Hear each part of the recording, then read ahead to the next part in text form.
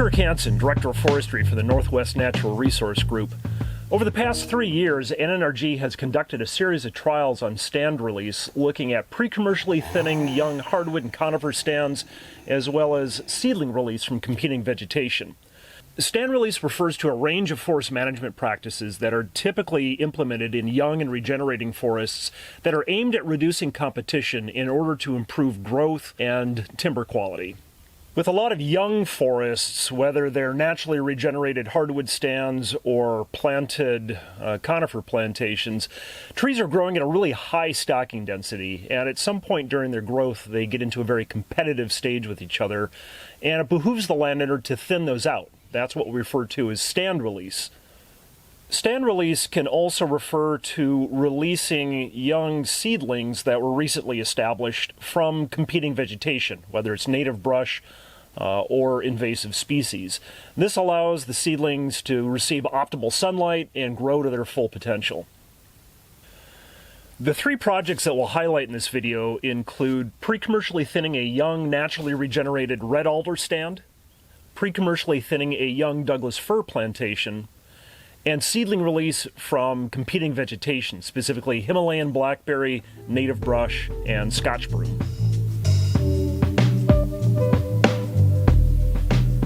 When my family first bought this property back in 2018, it came with quite a few acres of naturally regenerated red alder stands.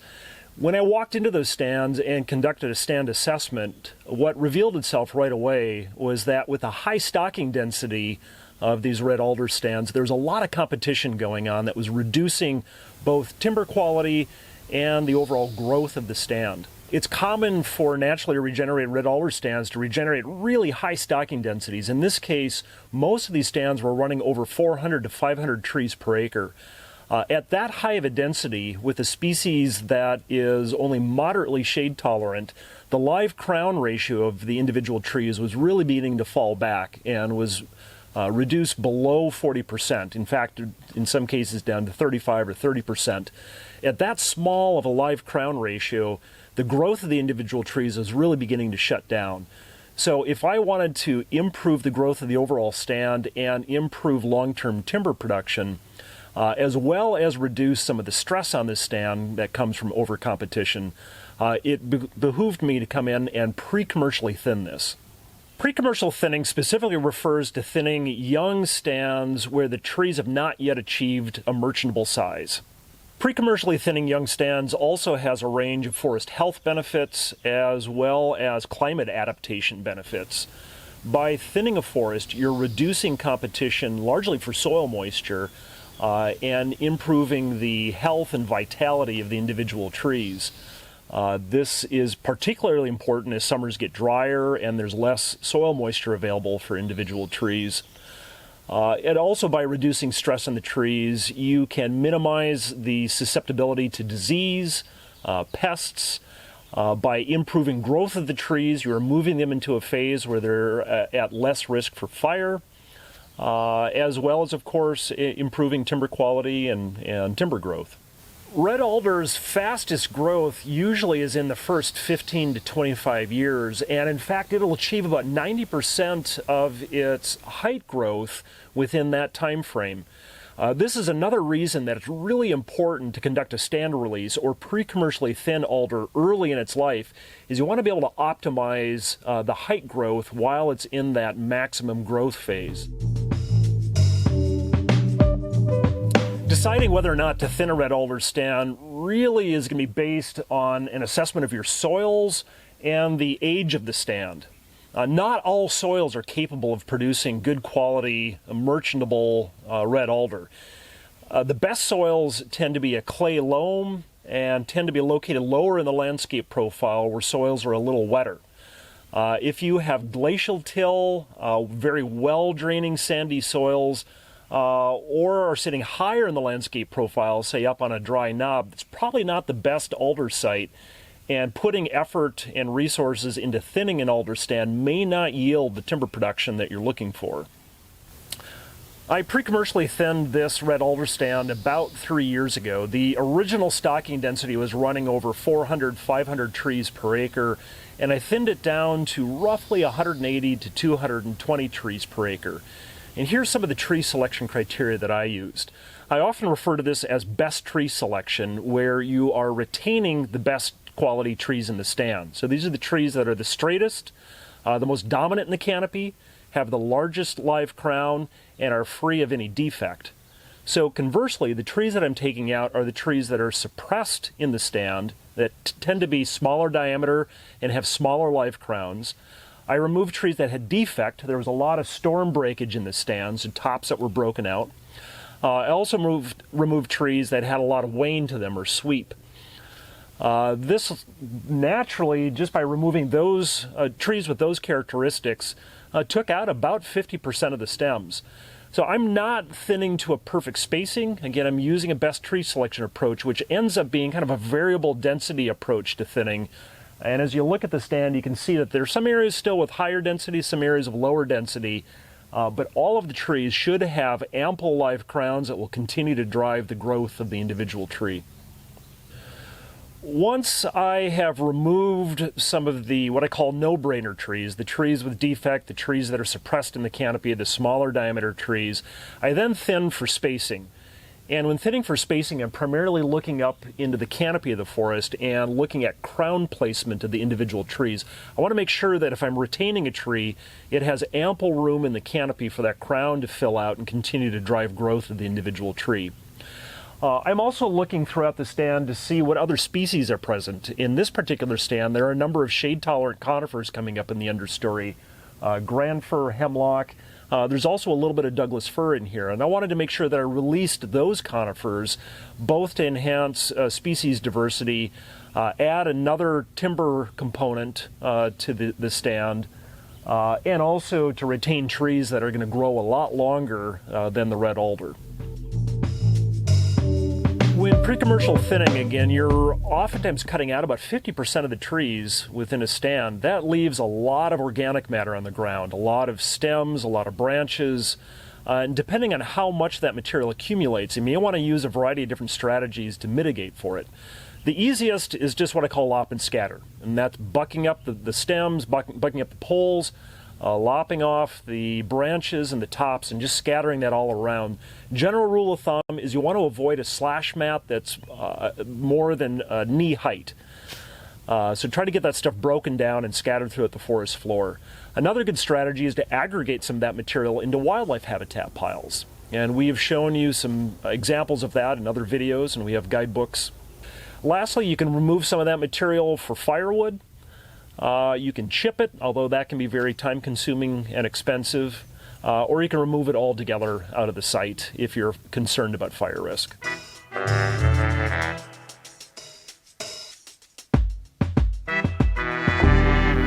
We're in a young, recently established plantation on my family's land near Bucota, Washington, and we planted about 5 acres here back in 2018 with a combination of Douglas-fir and red cedar. Within the first about 5 years of growth of these seedlings, it's incredibly important to control competing vegetation around them to allow the seedlings to get as much sunlight and soil moisture to grow optimally. Within this 5-acre stand, I broke it up into 3 different treatment sites, and we tried 3 different seedling release strategies. In the first unit, I used a brush cutter and cut all of the competing vegetation within the unit. In the second treatment site, we used just machetes and released each seedling by cutting the competing vegetation within a 3-foot circle around each seedling.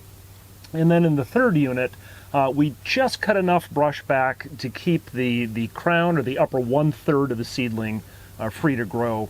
And I wanted to look at both the time and cost of each of these treatment techniques, as well as if there's any difference in the growth of the seedlings across those 3 techniques. So why do you conduct a seedling release? In most newly established plantations, unless you've used a very heavy herbicide application to control any of the competing vegetation that's going to come back around the seedlings, what's likely going to happen is that site is going to brush up really quickly. Brush is going to come back both from the roots of shrubs that were knocked down during the prior logging, as well as seeds that are coming into the stand. And you're going to get a combination of grasses, shrubs, forbs, as well as potentially some invasive species. There's a lot of Himalayan blackberry in this particular stand. As that shrub layer grows up, and it's going to grow a lot more vigorously on more productive soils, that brush is going to compete with your tree seedlings. It's going to compete for soil moisture, and it's going to compete for sunlight if that brush starts overtopping your seedlings. It's critical, I find, within at least the first 3 years of a seedling's growth to control the vegetation around it, and in some cases upwards of 5 years. You're going to continue to control the competing vegetation until the top of your tree, the leader of the tree, is at least 2 to 3 feet above the surrounding vegetation. We refer to that as free to grow. One of the keys to successful seedling establishment is site preparation before you plant. Ideally on a site, you're going to scarify either the entire site or at least the planting spot where each of the seedlings are planted. Scarifying means cutting back all of the competing vegetation down to ground level and even scarifying the soil, creating a bare soil. On this particular site, we cut back the competing vegetation in each of the planting spots, but otherwise left the rest of the native vegetation.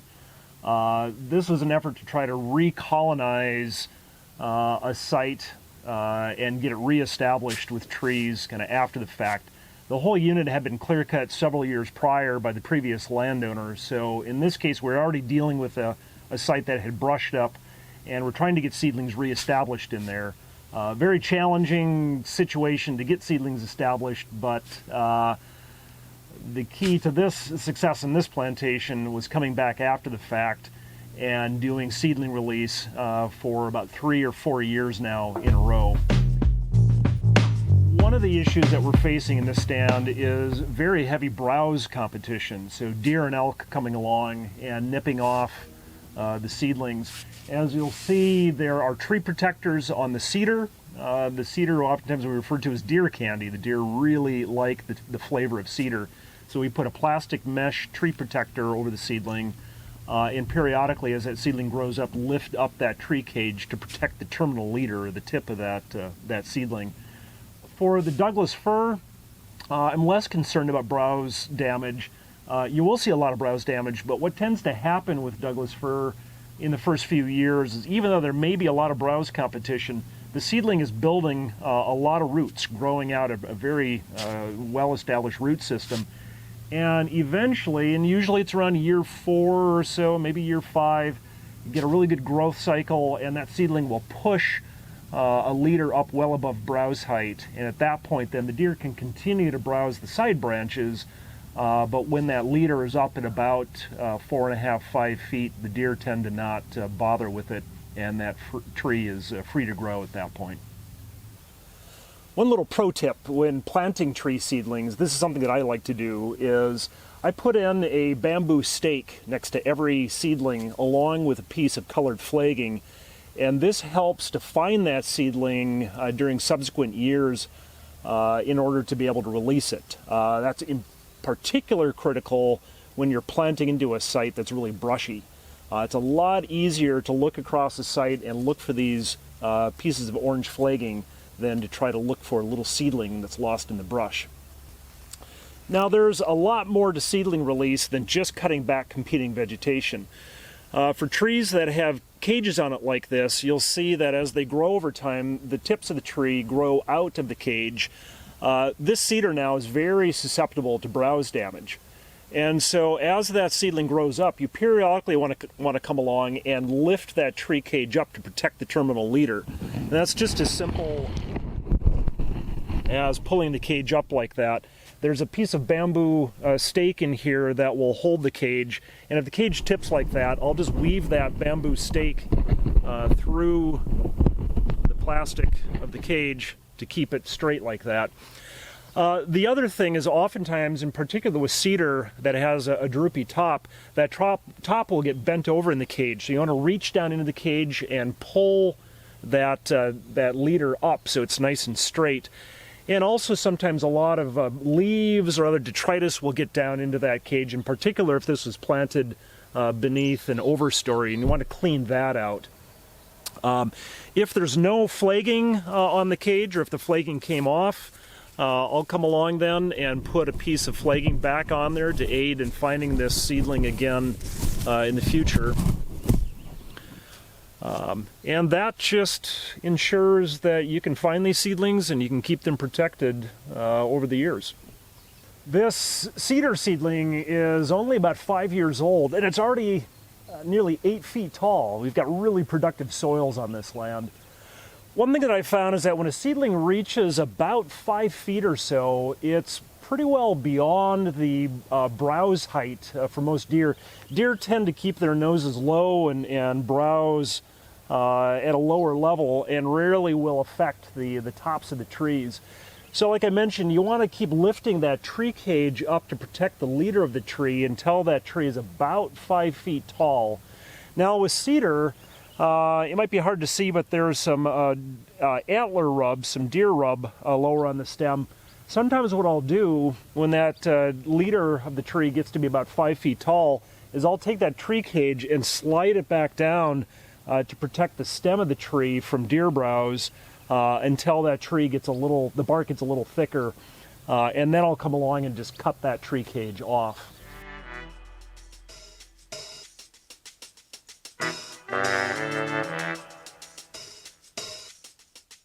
We're in a young Douglas-fir plantation on my family's land near Bucota, Washington, and this forest was planted at a standard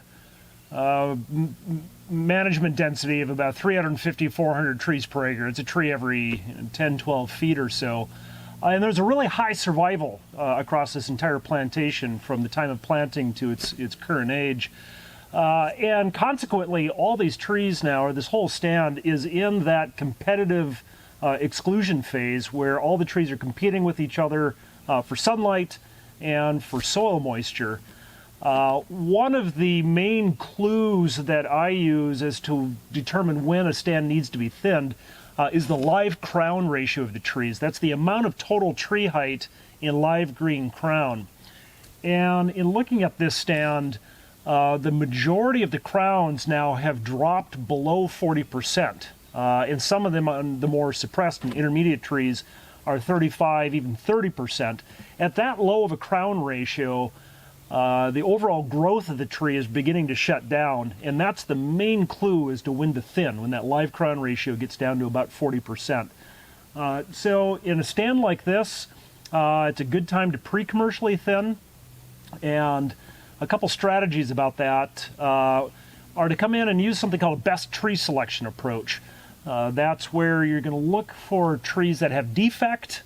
It might be a broken top, or a spike knot, or a wane, or storm damage, some kind of issue like that, where it's not going to produce a good quality saw log. We may just be cutting out the trees that are the most suppressed. They're smallest diameter, their crowns are low down in the canopy, and there's really very little future for them given the shade competition. Taking that kind of approach will likely cut out about 50% of the trees in the stand. So taking this from around 400 trees per acre down to maybe about 200, 240 trees per acre. I don't thin to a perfect spacing. I thin, again, using that best tree selection approach. So if there are two trees that are dominant and good quality that are within close proximity to each other, I'll leave them. And what you end up afterwards is a real variable density to the spacing. There might be some areas where there's a little higher density, some areas a little bit lower density, but ultimately what you're aiming for are the best quality and most dominant trees left behind. So a common question is, what residual density should you thin your stand down to? That's really going to depend both on the species, the dominant species on the site, and your soils, in particular how productive your soils are. Generally speaking, the shade intolerant trees, or the trees that are moderately shade tolerant, like Douglas-fir and red alder, should be thinned down to approximately 200 trees per acre. For alder, you want to thin a little heavier, 180 to 220. Douglas-fir, thin a little bit lighter, 200 to 240.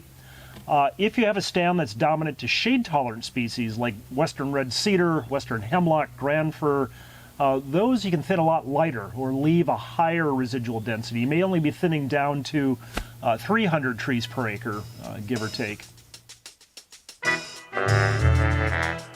Another question I often get is, can I do the pre-commercial thinning myself, or should I contract this out?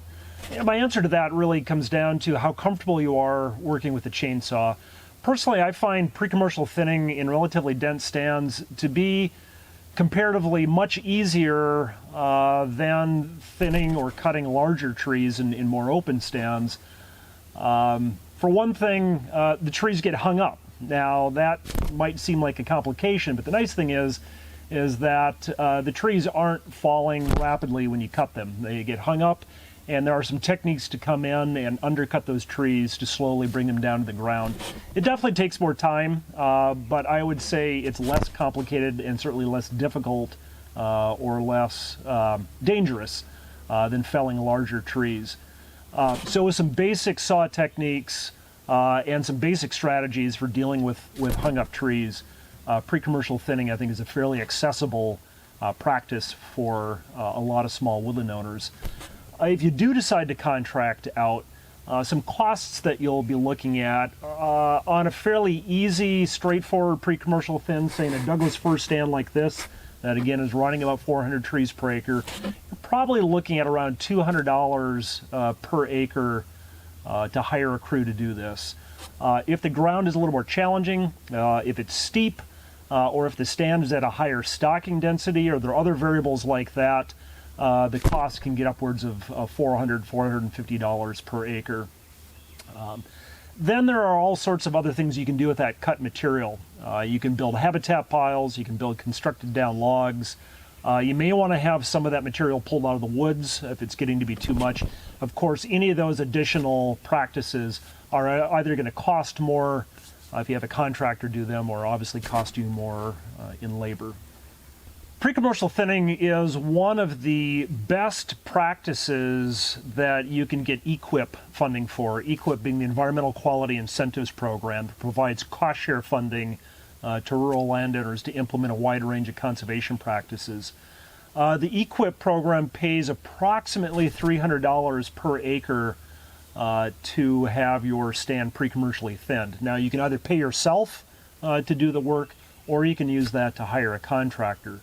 So if a contractor is going to charge you somewhere between $200 and $400 per acre, you want to get that cost established ahead of time before you apply for EQIP funding, so you know whether you're going to have any kind of out-of-pocket expense. The other nice thing about EQIP is it also pays for creating wildlife habitat piles, constructed down logs, and snags. So as you work your way through your stand, you can take that cut material and aggregate it into these habitat structures. Or if you come across defective trees that are large enough, say 12 inches in diameter larger, you can girdle those to create snags and get paid by EQIP for each of those habitat structures.